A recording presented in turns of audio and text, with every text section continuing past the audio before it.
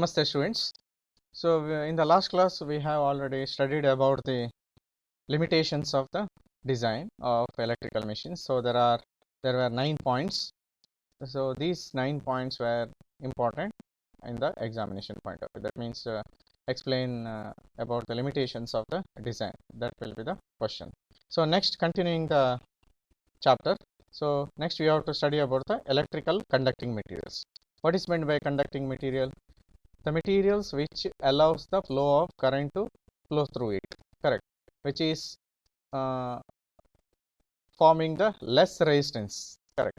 So the material which allows the flow of current through it, so that is called as electrical conducting materials. So these are all very important for the design of electrical machines, correct. Which type of conducting material we have to use for which type of machine, and what is the rating, everything that we have to decide. Or the study of conducting material is very important in the design point of view. So first we have to see the high conductivity materials. These materials are used for making all types of windings, correct. So if you in the case of transformer or DC machine or induction motor or synchronous machine, stator and rotor, there will be windings are there, correct. So in case of transformer, it is primary winding and secondary winding, correct. So in other machines and all, stator winding and rotor winding will be there. So these materials are formed with the high conductivity materials, correct. So we have to choose the which type of conducting material we have to use for the design of these type of materials. So they are using in the windings required in the electrical machines, apparatus and devices. These are all as well as for the transmission and distribution of electrical energy. So conducting materials also used in the transmission and distribution of electrical energy. So these materials should have least possible resistivity. So the resistance of these materials should be very less. Conducting part should be very high, correct. So next one is high resistivity material. So that is opposition of that one, or you can say opposite of that one. Resistivity material means which forms the highest resistance.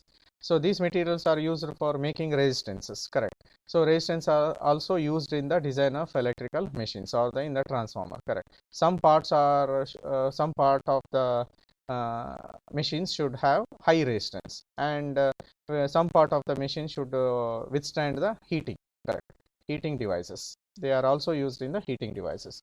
So the material examples for this one is, so you can say chromium or nickel or tungsten or nichrome. So these are all the materials which forms the highest resistance. And for high conductivity material, we can give the examples of copper, correct, copper or aluminum. So next we have to see what are the properties of high conductivity materials, the fundamental requirement to be met by high conductivity materials. So it should have, first property is it should have highest possible conductivity. So it should obey the highest possible conductivity, and resistance should be very less. So that is a primary property. Second property is least possible temperature coefficient of resistance. So this is one of the important factor that for obey the these conducting materials. What is meant by temperature coefficient of resistance? That is resistance change factor per degree centigrade, correct. So for 1 degree temperature rise, there is a change in the resistance, correct. So some material will obey this principle. That means some material will change their resistance per degree centigrade change, per degree centigrade of temperature change, which is called as a temperature coefficient of resistance. That should be very less. Least possible temperature coefficient of resistance should be there. That means if you increase 1 degree centigrade, then the resistance should not vary much. So of course there will be small vary of the resistance, but it should be negligible. So there should not be much variation in the resistance for per degree centigrade variation, correct. So one more term in that one is, that is negative coefficient of temperature. That is nothing but temperature or the resistance value will be decreases when there is an increase in the temperature. If you increase 1 degree centigrade of temperature, so there will be a decrease of some resistance value. So that is called as a negative coefficient of resistance, whatever it may be. But whatever the material conducting material which we are using for the transformer as well as other machines should have least possible temperature coefficient of resistance. That means it should not change their resistance value when there is a increase in the temperature. So next, third point, so should have adequate mechanical strength. So because these are all the rotating machines, correct? DC machine, induction motor and synchronous machine. So the speed of that machine will be very high, correct, when they are rotating, and they are continuously rotating. So you cannot run for 5 minutes or 10 minutes and you have to stop, correct? So most of the time these materials will be running continuously. So their mechanical strength should be very high. So how the mechanical strength of the machines will be getting? So whatever the materials which you will be providing, correct? So if you provide a good conducting material, so it should withstand high mechanical strength. That material only you have to select for the design. Next, high tensile strength, correct? What is meant by tensile strength? That is a maximum load that particular conducting material should withstand, correct? So maximum load that a metal can support without fracture or when stretched, correct? So ability of that conducting material should withstand maximum load, that is called as a tensile strength. So the selected conducting material should have high tensile strength and elongation characterizing a certain degree of flexibility. Some flexibility should be there. That is, you can say that absent of brittleness. What is meant by brittleness? Brittleness means easily breakable. What is meant by brittleness means it is easily breakable when subjected to stress. So it should not have brittleness. It should have absent of brittleness. So it cannot be easily breakable because there will be high stress will be getting because when it is continuously rotating. So that is this is the one of the requirement. And fourth requirement is it should have rollability and drawability, which is important in the manufacture of wires of small and intricate sections. So what is meant by rollability? So the conducting material can be rolled or drawability. So it can be draw like a wire, like a cable or wire, correct? So the conducting material which is used in the machines, it is not like a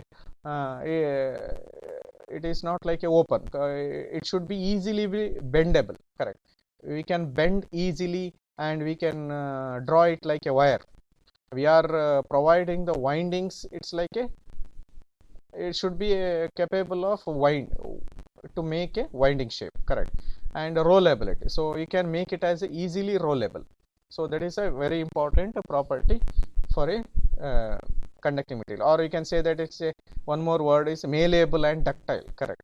So malleable means rollability property and ductile means it is a drawability property. And fifth point is it should good weldability. You can easily weld that conducting materials because inside the machine sometimes we have the probability of welding of two conducting materials, correct? Or same conducting materials, two parts if you want to weld it, correct? Or solderability. So it should have withstand the solderability property, which ensure high reliability and low electrical resistance of the joints. When two conducting materials are joined together, so how to join that one? Either you have to do with the welding or with the soldering, correct? So it should not easily breakable. The capacity of the conducting material which obey the weldability and solderability property, correct? So that is very, very important because we have to provide the joints. And sixth one is adequate resistance to corrosion. It cannot be corroded, correct? So sometimes for the maintenance purpose we have to remove the parts of the machines, correct? You have to expose to the air. Then if it is getting any corrosion, then there will be the maintenance of that one will be expenses of maintenance of that particular material will be high, and the life of that material will be getting decreases, or life of the machine will be getting decreases. So when it is disassembled, the machine is disassembled for repair or maintenance purpose, then due to exposure in the air, the conducting material should not get the corroded. So that is very, very important. And